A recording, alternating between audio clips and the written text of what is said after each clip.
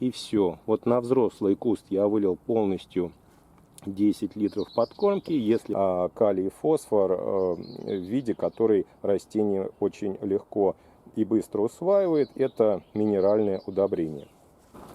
Здравствуйте, мои дорогие друзья, гости, подписчики моего канала, любители выращивания винограда.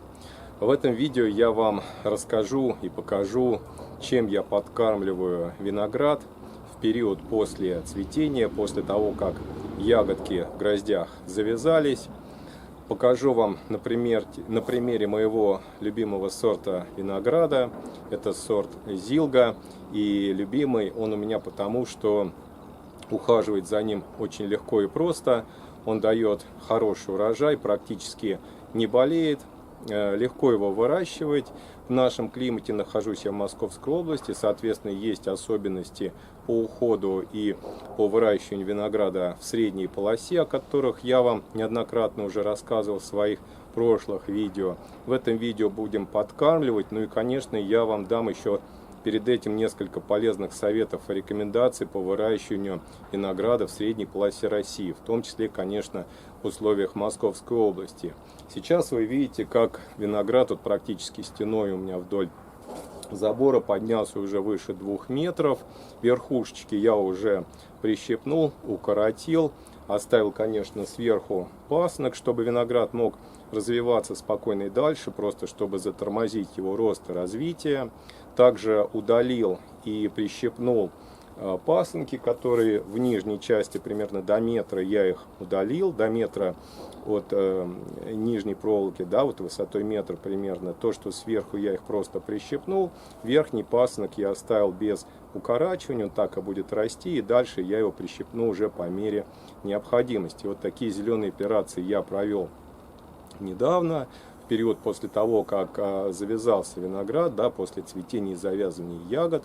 Ну и, конечно, сейчас нужно виноград обработать от болезней, потому что год от года бывают вот разные климатические условия. Сейчас у нас установилась жара, но тем не менее и дождь бывает, да, климат такой жаркий, влажный, поэтому виноград нужно обязательно обработать профилактически. Обрабатывать можно различными препаратами, системными, например, Редамил Голд использовать, либо биопрепараты. Также хорошо сейчас будет работать такой препарат на основе серы, как Тиавит Джет, тоже можно использовать, он практически безопасный.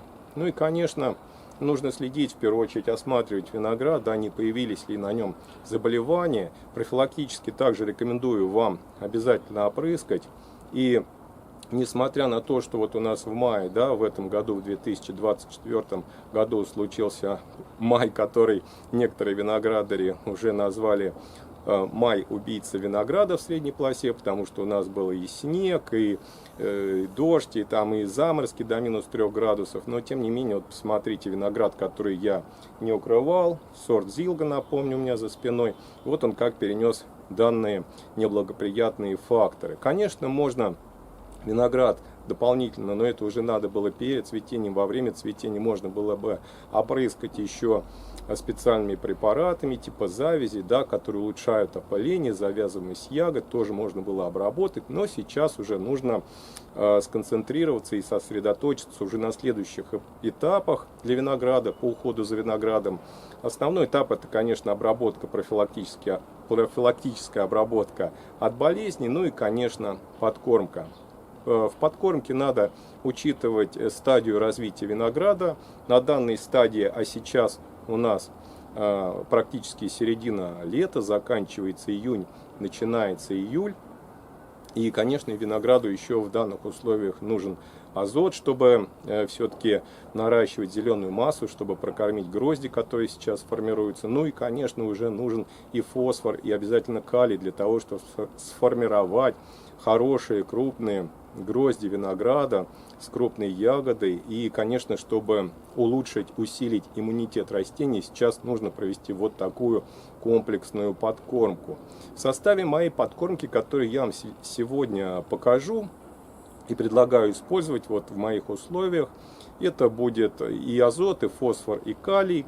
В качестве азота будет использовано натуральное органическое удобрение. Это настой коровьего навоза в пропорции примерно 20 килограмм навоза коровьего чистого, да, вот прям свежего.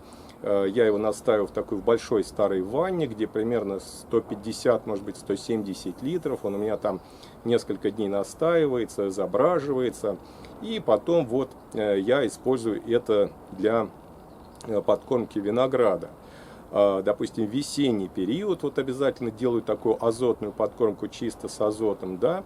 Ну а сегодня мы вот в эту подкормку, которая с азотом, добавим компонент, который обеспечит виноград уже и фосфором, и калием в доступной форме. Давайте сейчас перейдем к подкормке, и я вам покажу, как я ее готовлю.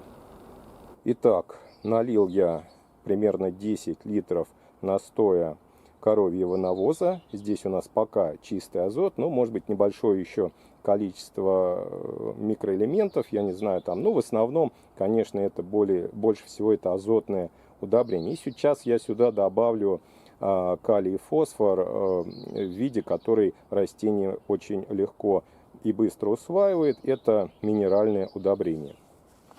Итак, смотрите, добавляю я 1 столовую ложку, может быть с небольшой горочкой. Потом еще хорошо перемешаю.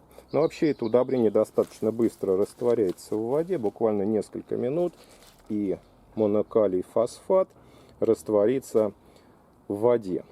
Вот смотрите, в этом удобрении содержится фосфор и калий. Даже в большем количестве содержится фосфор, а он нам тоже, точнее на растению он потребуется в дальнейшем, да, для хорошего развития. Ну и калий, конечно, для хорошего созревания гроздей, а также для хорошего вызревания лозы, что также важно для винограда, чтобы подготовиться к зимнему периоду. Итак, подкормка готова. Вот у меня основание куста, небольшой низкий штамб. Можно сделать вокруг штамба небольшую канавку, да, чтобы вот эта вот подкормка сконцентрировалась вот в этом месте у нас, да, но в принципе ничего страшного, если она растечется и в более широком объеме, потому что корни у винограда убегают достаточно далеко, поэтому вот концентрировать удобрение прямо вот в точке его роста совершенно не обязательно. Можно подрыхлить, можно предварительно опалить, но у нас прошел хороший дождь, земля еще влажная, поэтому я поливать не буду, я просто внесу подкормку вот таким медленным поливом. Вода немножко разбегается. У нас, кстати, здесь грунт достаточно проницаемый. Супесь, песок. Поэтому быстро уходит подкормка. Вот, собственно, и все. Вот на взрослый куст я вылил полностью 10 литров подкормки. Если растение молодой, допустим, саженец, вы только недавно посадили, потребуется примерно 1/3 от данного объема, примерно 3-4 литра на растение. Ну вот на взрослый куст я выливаю обычно все 10 литров. Надеюсь, что данное видео было вам интересно, а самое главное полезно. Всем большое спасибо за просмотр. Хороших вам урожаев!